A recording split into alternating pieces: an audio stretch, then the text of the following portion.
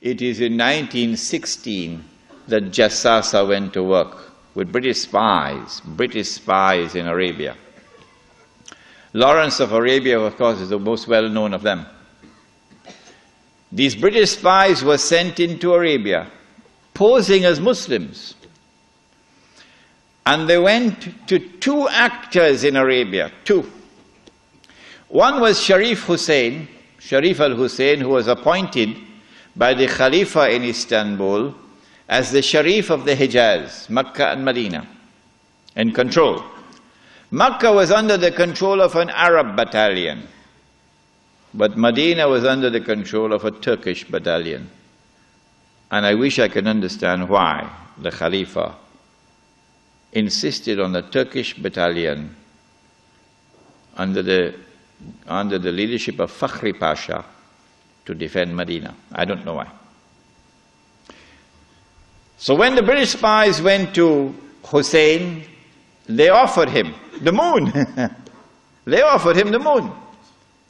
We will liberate the land of the hated Ottoman Turks, and we will give you independence and freedom, and you will now become the king of the Arabs. Remember, Britain is not talking about Khilafah.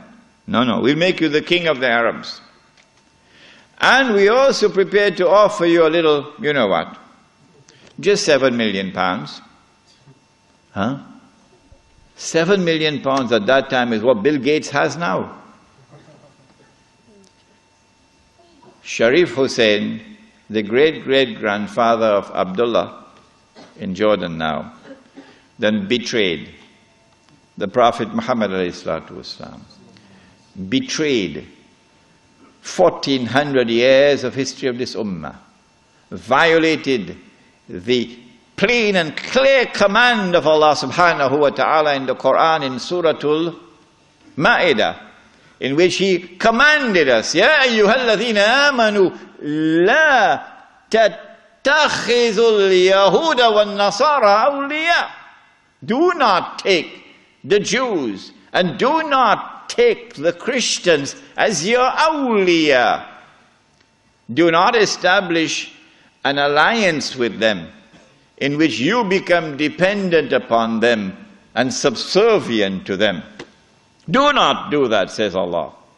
بَعْدُهُمْ أَوْلِيَاءُ بَعْدٍ. They are protecting friends of each other. وَمَنْ يَتَوَلَّهُمْ مِنْكُمْ فَإِنَّهُ مِنْهُمْ. Whosoever from amongst you turn to them for that kind of an alliance, you no longer belong to this ummah, you now join them.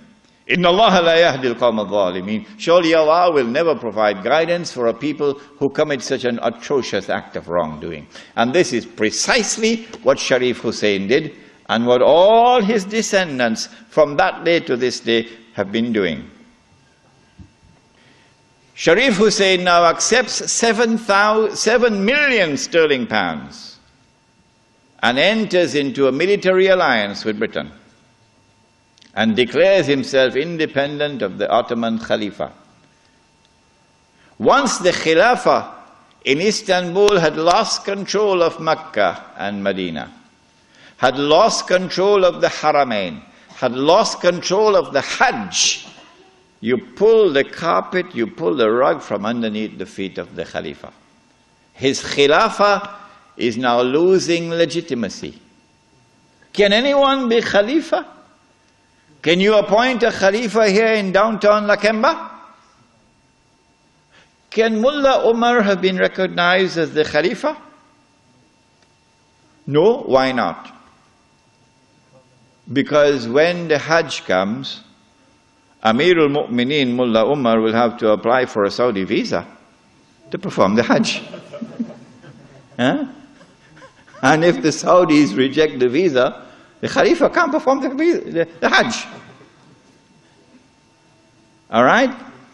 And so the British calculated, if we can wrest control of the Haramain and the Hajj away from the Khalifa in Istanbul, then the legitimacy of his Khilafah will begin to crumble. And so this was 1916.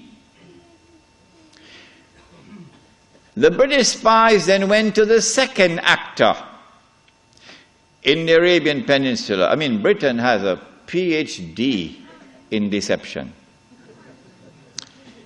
If you want to destroy the Khilafah, okay, you have to make sure that it cannot be restored. How can you take the entire world of Islam with so many ulama and ensure that not only is the Khilafah destroyed, but it cannot be restored? That's a tall order. How to do it? The answer is, you not only have to liberate the Haramain from the control of the Khalifa in Istanbul, but you have to put it in the control of those who will not themselves claim the Khilafah and will not allow anyone else to claim the Khilafah. And so long as these people keep control of the Haramain and the Hajj, the Khilafah can never be restored. Simple, isn't it? Simple, isn't it? And so that was why they had to make the trip to Riyadh to meet. What's his name? Abdul Aziz Ibn Saud. Correct name? Of course it's a correct name. Why are you afraid to mention it? But Abdul Aziz Ibn Saud did not control the Hijaz. So he couldn't command the check for £7 million. He had to be content with something less than that. So what the British offered to him was, if you would sign the same kind of agreement with us and violate the specific command in the Quran and betray Allah and His Messenger and betray the Ummah, if you will do that, we pay you £5,000 a month. Would you accept that? Abdul Aziz says yes. Yes. And in 1916, Abdul Aziz ibn Saud signed an agreement with Britain. Yes. Which made of him a military ally of Britain, subservient to Britain. But when the Ikhwan, who were his military force, questioned him, how can you sign this agreement with Britain? And how can you accept this money from Britain, £5,000 a month? Abdul Aziz ibn Saud says, this is jizya.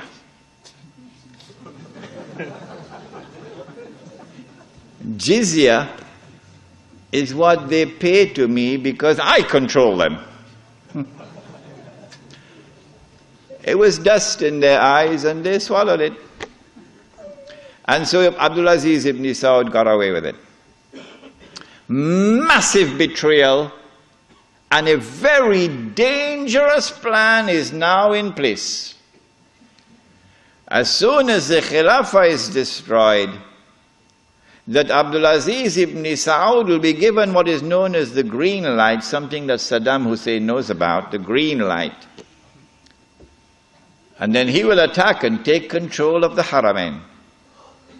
And when once he does that, he won't make the mistake of ever claiming the Khilafah for himself. And he will never allow anyone else to claim the Khilafah, because no one else can take the control of the Hijaz and the Haramain from them, because they are supported by Britain. And so goodbye to the Khilafah. It's gone. It can never be restored. Never, never, never be restored. So long as Britain and the United States of America underwrite the security of the Saudi state, you can never, never, never restore the Khilafah. By 1919, the Ottoman Empire was in shambles, falling apart. And a British army under General Allenby, with many Arabs and Punjabi Muslims fighting faithfully under his control, attacked the Turkish garrison which was defending Jerusalem, defeated it, and liberated the Holy Land. This was a joyous day for the Jews, because now the countdown is really moving forward and the golden age is coming back.